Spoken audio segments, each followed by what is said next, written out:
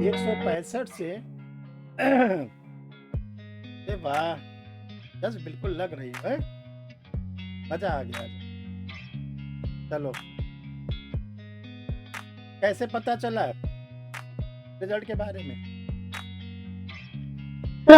Group पे messages आ रहे थे तो भाई टेलीग्राम पे और व्हाट्सएप पे जो ग्रुप्स बने थे इंटरव्यू के लिए, तो फिर उसमें 6 बजे से ही अपडेट आने लगा था कि आने वाला रिजल्ट आज आ जाएगा। तो भाई हमने क्या कहा था प्रज्ञा? जज बन जाओगे? सर कहा तो था आपने, मुझे अपने ऊपर भरोसा नहीं था सर। अच्छा, अभी भी भरोसा नहीं हो रहा है। भरोसा नहीं हो रहा है। No sir. एक कौन बनेगा करोड़पति में लेडीज़ आई थी, वो जब सीट पर बैठे अमिताभ बच्चन के सामने, तो वो कहती कि मुझे भरोसा नहीं हो रहा है कि मैं अमिताभ बच्चन के सामने बैठूँ। बहुत अच्छा उसका था, उसी तरह प्रज्ञा को लग रहा। और कौन हुआ साथ का? हमारे साथ का और कौन हुआ? सर यूनिवर्सिटी के एक दो बच्चे हैं, उन लोग का हुआ है। राम दृष्टि से हुए वो लोग।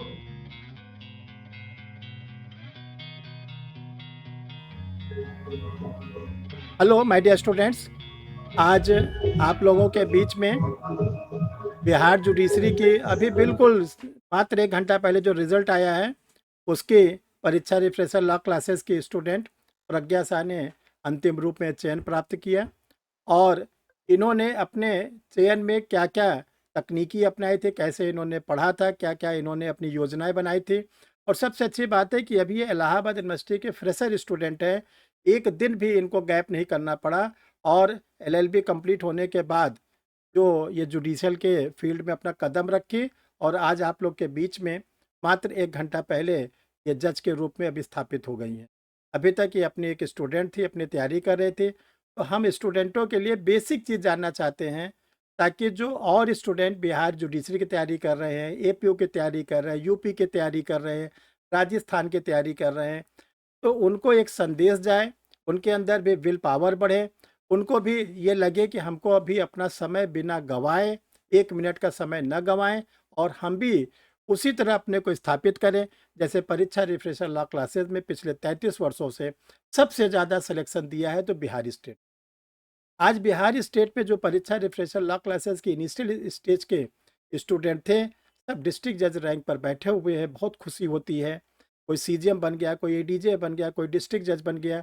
और आज की भी कड़ी में जो अभी तक हमें पता चला, वो अमरीश कुमार दीपक जो हमारे बहुत पुराने स्टूडेंट थे, और इस समय वो गया में एपीओ की ट्रेनिंग कर रहे हैं, और गया ही उनका जो है होम डिस्ट्रिक्ट है। आज उन्होंने भी मेरिट लिस्ट में अपना नाम दर्ज कराया। तो दीपक को भी बहुत बहुत बधाई, अभी उनसे हमारी बात नहीं हो पाई है। और दूसरे नंबर पर जो प्रज्ञा शाह हैं, जिन्होंने सफलता दर्ज कराई है। तो हम लोग चलते क्या है कि प्रज्ञा से ही पूरी डिटेल लेते हैं। और ये प्रयागराज की वर्तमान में रहने वाली है, मूल रूप में तो बिहार की हैं, लेकिन प्रयागराज में चूँकि इनके फादर रेलवे सेंट्रल रेलवे में हैं, और फादर की पोस्टिंग इस समय प्रयागराज में है। ये इनका परिवार प्रयागराज में रहता है। इनके पिता को मैं इस चैनल के माध्यम से बहुत बहुत बधाई देता हूँ। मैंने बहुत से गार्जियन को देखा, लेकिन इनके पिता जैसा समर्पित बहुत कम हमने। प्रज्ञा का जो ऑनलाइन क्लासेस के नोट्स होते थे, मेंस में लिखती थी, तो ला के हमको पर्सनली चेक कराती कि सर हम आपके पास ले आ रहे हैं, आप चेक कर लीजिए। हमारे घर से लगभग 20 किलोमीटर आपका घर पड़ता था। तो इनके पिताजी का तो बहुत बहुत योगदान है। उन्होंने बहुत मेहनत किया, और उनको तो खुशी होनी स्वाभाविक है।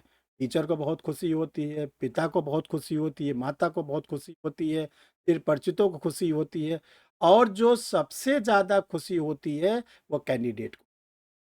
उसको लगता है कि आज हमारा जीवन सार्थक हुआ, हम आज ऐसे मुकाम पर पहुँचे हैं कि प्रतिष्ठित पद पर हैं, हमें लोग प्रतिष्ठा की निगाह से देखेंगे, और अब हम एक ऐसे पद पर जा रहे हैं जहाँ पर हम सेवा भाव भी कर सकते हैं, हम किसी की आर्थिक मदद भी कर सकते हैं, किसी दीनहीन की अगर कोई ज़रूरत पड़ेगी तो हम उसकी मदद भी कर सकते हैं, शब्दों से भी मदद कर सकते हैं।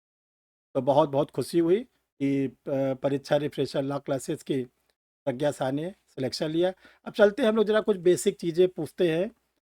प्रज्ञा, आप ये बताओ हमें कि जो स्टूडेंटों के सामने ये जाए, कि परीक्षा रिफ्रेशर लॉ क्लासेस के बारे में जानकारी कैसे मिली थी और कब इसको ज्वाइन किया? Yes, sir. First of all, good evening, sir. So, thank you for inviting me on this platform. So, uh, मेरा जब प्री का रिजल्ट आया था सर, तब मुझे आपके बारे में पता चला था यूट्यूब के through. And sir, I am glad कि मुझे तब पता चला, राइट टाइम पे पता चला। उसके बाद से आपने बहुत अच्छा गाइड किया, मेंस में भी, इंटरव्यू में भी, स्टेप बाय स्टेप सर। तो वो बहुत ज्यादा हेल्पफुल था सर। तो जैसे अपनी सेल्फ स्टडी पर कितना फोकस करती थी, कितना टाइम सेल्फ स्टडी पर लगाती थी? सर, सेल्फ स्टडी में तो टाइम देना ही पड़ता है सर। जैसे 6-7 घंटे तो मिनिमम देना ही पड़ता है सेल्फ स्टडी के लिए। बिहार में इतने ढेर सारे सब्जेक्ट्स भी रहते हैं, तो सर सेल्फ स्टडी के लिए तो टाइम टाइम टेबल बना के और सारे सब्जेक्ट्स को इक्वली टाइम डिवाइड करके। तो जैसे जो सेल्फ स्टडी करते थे तो उसका कोई टाइम टेबल बनाए थे कि हमें इतने आवर में जीएस पढ़ना है, लॉ पढ़ना है, कैसे कैसे करना है?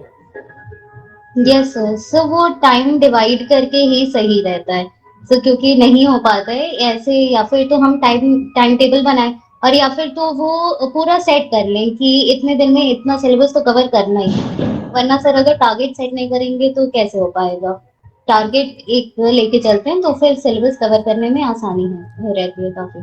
अच्छा, अपने पढ़ाई के दौरान नोट्स कैसे बनाती थी? प्रीलिम्स का नोट्स, मेंस का नोट्स, ये सब नोट्स बनाई होंगी अपने पढ़ाई के दौरान? Yes sir. सर, प्रीलिम्स में तो बैराक से ही ज्यादातर पढ़ाई होती है, उसमें डिटेल में पढ़ना रहता है, लेकिन उतना ज्यादा नहीं। मेंस में काफी आपको डिटेल में पढ़ना रहता है, तो सर मेंस के लिए नोट्स तो बनाने ही पड़ते हैं। वही मेन जो बुक्स रहती हैं उनसे रेफर करके नोट्स बना के, आपकी जो क्लासेस किए थे सर उसके नोट्स बना के सर, ये सब काफी हेल्पफुल थे। अच्छा, जो एक आजकल यूथ में रोग आ गया है जिसको हम रोग कह सकते हैं मोबाइल का, कि जो वो मोबाइल बहुत यूज़ करते हैं, क्या मोबाइल के यूज़ करने से अपने को दूर रखे थे या उसको ज़रूरत भर का यूज़ भी करते थे? सर, एकदम दूर रखना तो इस ज़माने में पॉसिबल नहीं है।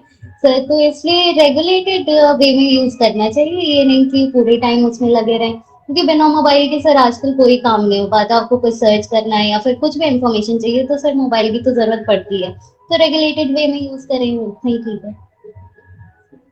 अच्छा, तो जब प्री निकल गया, मेंस पे निकल गया, जब इंटरव्यू आया, तो उस समय धड़कन ज़्यादा बढ़ जाती कैंडिडेट की, यस क्योंकि सर। एक तरफ रहता है जज, एक तरफ रहती है खाई। अगर हम जज बन गए तो बहुत अच्छी बात। अब अगर किसी कारण से हमारे लोग के दिमाग में ये आता है कैंडिडेट के कि नहीं होगा, तो हमारी स्थिति उसी तरह हो जाएगी जैसे सांप सीढ़ी के खेल में। सांप जब हम लोग खेलते हैं और 97 98 पर पहुंचे, सांप ने निगल लिया, हम आ गए 0 पर। तो उस चीज से इंटरव्यू के समय परीक्षा रिफ्रेशर ला क्लासेस में क्या आपको टॉनिक मिली, कैसी बताई गई योजना कि उस डर को कुछ कम होता गया? Yes sir. सर, आप जैसे गाइड करते थे सर, वो गाइडेंस तो काफी हेल्पफुल थी। प्लस आप बहुत ज्यादा मोटिवेट भी करते थे सर, तो आपका मोटिवेशन भी बहुत ज्यादा काम आया।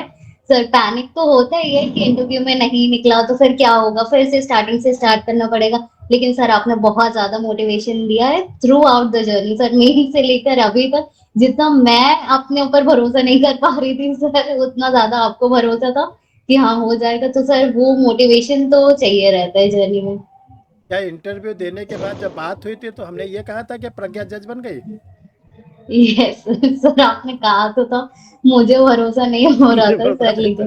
लेकिन इस समय भरोसा हो रहा है कि नहीं हो रहा है, कि अभी भी भरोसा नहीं हो रहा है? सर अभी भी थोड़ा बहुत डाउट लग ही रहा है क्यों? सर, लेकिन बन गए हैं। बहुत ज्यादा खुशी हो रही है सर, घर वाले बहुत ज्यादा खुश हैं। नई लिस्ट हाई कोर्ट से आई है। स्कैम यस इस सर। कोई स्कैम नहीं किया गया, डरने की जरूरत नहीं है। Yes sir.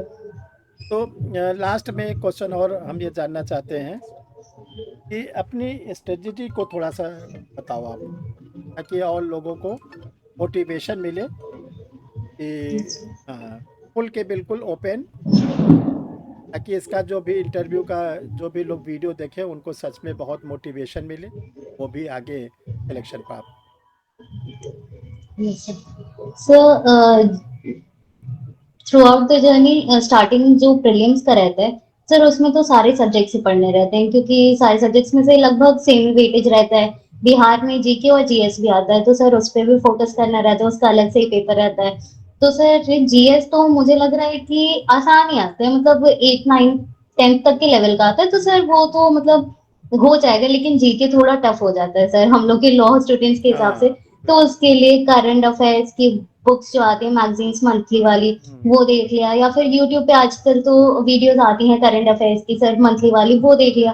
तो सर वो थोड़ा बहुत हेल्पफुल रहता है। बाकी न्यूज़पेपर रीडिंग से काफी हेल्प मिलती है। और लॉ के सब्जेक्ट्स तो सर बैराक से मुझे लग रहा है कि प्रीलिम्स ज्यादातर कवर हो जाता है।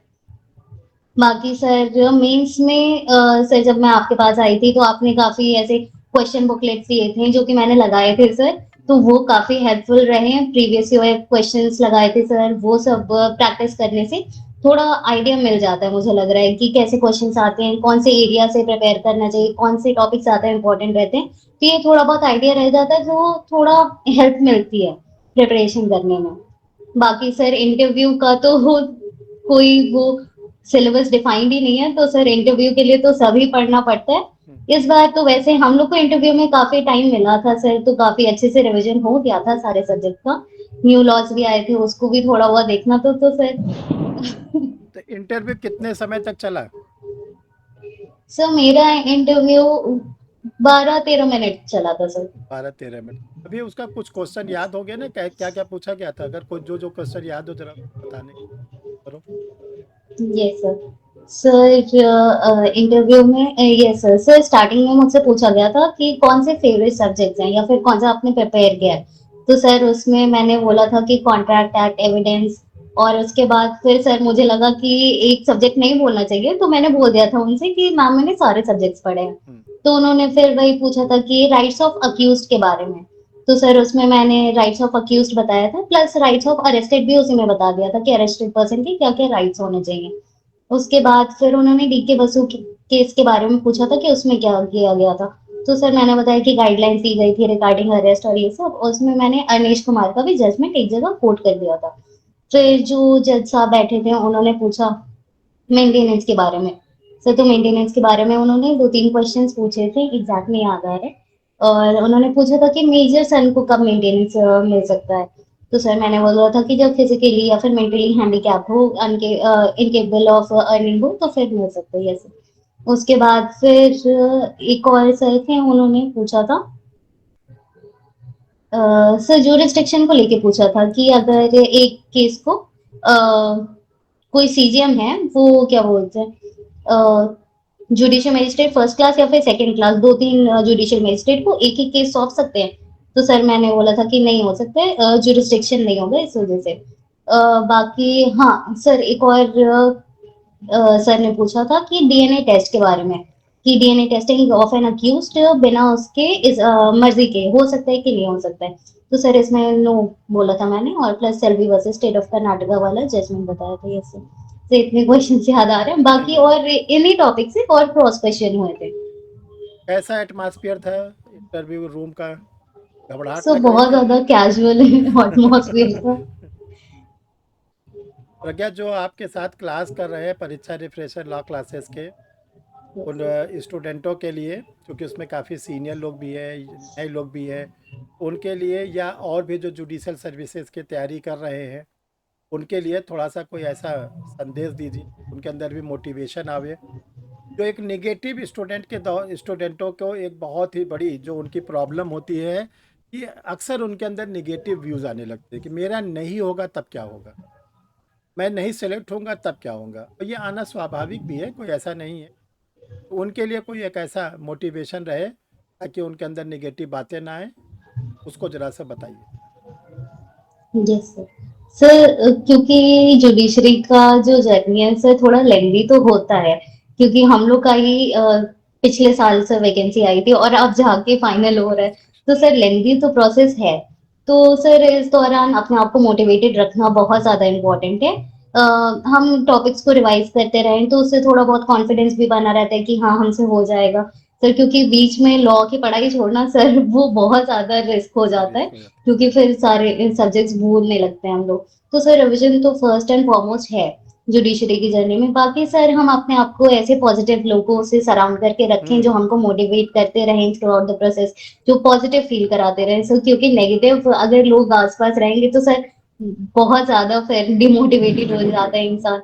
तो सर ये तो है। बाकी सर कोशिश करते रहें, एक ना एक दिन तो सफलता हाथ लगेगी। बिल्कुल, बिल्कुल। बहुत अच्छा लगा बातें सुनकर। और जैसे एक बार सर ने आशीर्वाद दिया था अभी 15 दिन पहले, प्रज्ञा जज बनोगी। आज इस चैनल के यस द्वारा सर। हम ये बता रहे हैं कि प्रज्ञा रिटायर होने के पहले जस्टिस होके रिटायर होगी, एक ऑनरेबल जस्टिस के रूप में। क्योंकि अभी मात्र 25-26 साल उम्र है, बहुत कम उम्र है। अभी आपसे बड़े-बड़े उम्र के लोग बेरोज़गार घूम रहे हैं।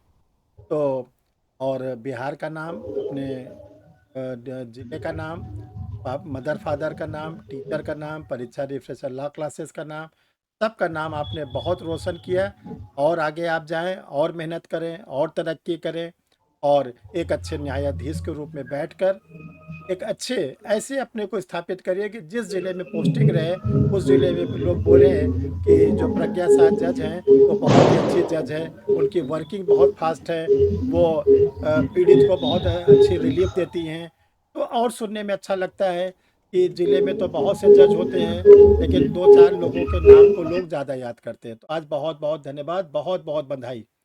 फिर आगे thank you so much sir, thank हाँ, यू सो मच। बस आपका आशीर्वाद ऐसे ही बना रहे सर। बिल्कुल, सर आप बिल्कुल। गाइड करते रहिए बस। नहीं, नहीं, यस सर। बिल्कुल, हम तो अपने स्टूडेंटों को नहीं तो फ़ोन कर के हालचाल लेते रहते हैं। तो बहुत खुशी यस हुई। सर। और एंजॉय करो आराम से, आज बहुत ही खुशी का दिन है।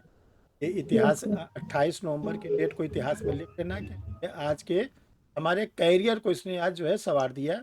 संवार दिए। Yes sir. हमारी लाइफ पूरी बदल गई। जो हम एक स्टूडेंट थे, स्टूडेंट का लेवल बहुत डरावना होता है, क्योंकि वो इसलिए डरावना होता है कि उसका जो फ्यूचर होता है बहुत डार्क रहता है। यस उस सर। स्टूडेंट का लेवल आज हट गया और वो लेवल आ गया सिविल जज का। ये बहुत बड़ा यस अचीवमेंट होता है। इस डेट को तो कभी भूलना भी नहीं चाहिए कि यस सर। हाँ, आज हमारे परिवार का सब लोगों का स्टेटस।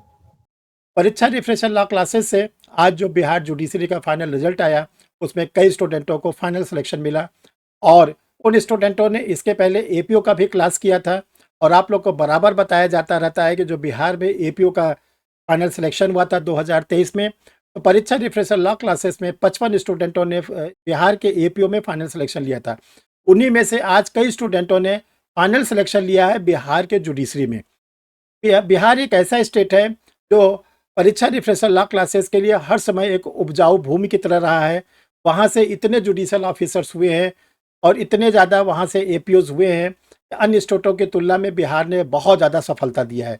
और आज उसी चीज़ को आगे बढ़ाते हुए बिहार सिविल जज का जो रिजल्ट आया, उसमें फिर एक बार परीक्षा रिफ्रेशर लॉ क्लासेस से अनेक स्टूडेंटों ने फाइनल सिलेक्शन लिया। ये स्टूडेंट जो परीक्षा रिफ्रेशर ऑनलाइन लॉ क्लासेस है, ये पिछले 33 वर्षों से रन कर रहा है। और इसमें आप लोगों को जो क्लासेस दी जाती हैं जुडिशल सर्विसेज की रहती हैं, हायर जुडिशल सर्विसेज की रहती हैं, और इसके साथ साथ एपीओ की रहती है। तो ये क्लासेस होती हैं, प्री की अलग क्लास होती है, मेंस की अलग क्लास होती है, इंटरव्यू की अलग क्लास होती है। सबके टाइम अलग है, सबके बैच अलग है, सबके जो है उसके क्लास लेने के टाइम अलग अलग। इसमें आप लोग को लाइव क्लास तो दी जाती है, रिकॉर्डेड वीडियो दिया जाता है, आप लोग के टेस्ट सीरीज लिया जाता है, आप लोग को प्रिंटेड नोट्स दिया जाता है। इतनी आप लोग के साथ इसमें सर मेहनत करते हैं, इसका नतीजा ये रहता है कि स्टूडेंट एक एक स्टेप निकालते निकालते फाइनल सिलेक्शन को प्राप्त कर लेता है। तो ये जो परीक्षा रिफ्रेशर लॉ क्लासेस है, इसका अब एक नया बैच आप लोग के लिए जो स्टार्ट हो रहा है, इसमें आपको सारे पेपर्स नए मिलेंगे। वो बैच आप लोग के लिए जो स्टार्ट हो रहा है वो 16 दिसंबर मंडे का दिन है, 16 दिसंबर 2024 को। 16 दिसंबर 2024 को आप लोग के लिए बैच स्टार्ट हो रहा है मंडे को। इसमें आप लोग को हायर जुडिशल का बैच मिलेगा, सिविल जज का बैच मिलेगा, एपीओ का बैच मिलेगा। और इसको कैसे ज्वाइन करें, आप लोग के सामने एक बात ही है कि कैसे ज्वाइन करें। देखिए, जो परीक्षा रिफ्रेशर लॉ क्लासेस के बैचेस होते हैं, ये जो ऑनलाइन मोड पर चलता है, इसको ज्वाइन करने के लिए आप लोगों के लिए बहुत ही ईजी तरीका बताया गया है। उस ईजी तरीकों को अडॉप्ट करिएगा तो आपको तंग नहीं होना पड़ेगा, परेशान नहीं होना पड़ेगा। क्योंकि आप लोग जब डायरेक्ट कॉल करते हैं तो प्रॉब्लम ये होती है, क्लास में रहते हैं हम, आप लोग की कॉल को रिसीव नहीं करते। का तरीका है ये 2 व्हाट्सअप नंबर। ये 2 व्हाट्सअप नंबर आपको स्क्रीन पर शो कर रहा है। इसमें आप किसी भी व्हाट्सअप नंबर पर क्या कर सकते हैं, अपना आइडेंटिफिकेशन का कोई एक डॉक्यूमेंट भेज सकते हैं। चाहे अपना आधार कार्ड आप भेज सकते हैं, वोटर आईडी भेज सकते हैं, ड्राइविंग लाइसेंस भेज सकते हैं, कोई भी एक आइडेंटिफिकेशन भेज सकते हैं जिसमें आपका नाम, पता सब दिया रहे, ताकि ये पता चल जाए जो एडमिशन ले रहे हैं वो किस स्टेट के हैं, क्या उनका नाम है। जब आपका कोई आईडी आ जाता है, आईडी प्रूफ आ जाती है, तो आपको कोचिंग का क्यूआर कोड दिया जाता है, उसमें आप अपनी फ़ीस को डिपॉज़िट कर सकते हैं। और फ़ीस के बारे में आपको बताना चाहते हैं, इंस्टॉलमेंट की भी सुविधा रहती है, मंथली भी सुविधा रहती है, ताकि कोई दलित, गरीब, पिछड़ा ऐसा कोई बच्चा या बच्ची ना हो जो फ़ीस के अभाव में क्लास ना कर सके। इसीलिए हमने दरवाजे जो है मंथली फ़ीस के भी खोल रखे हैं कि आप थोड़े-थोड़े करके अपना मंथली फ़ीस देकर भी अपने जो आपका एक सपना है कि मुझे भी न्यायिक सेवा में जाना है, वो रुकावट न बने कि मेरे पास तो फ़ीस देने के इकट्ठे पैसे नहीं है, मैं कहाँ से क्लास करूँ? उनके लिए मंथली भी सुविधा रखी गई है। और देखिए, आपको बता देना चाहते हैं, स्क्रीन पर हम लिख दे रहे हैं, 16 दिसंबर 2024 ये आप लोग के लिए नया बैच स्टार्ट हो रहा है।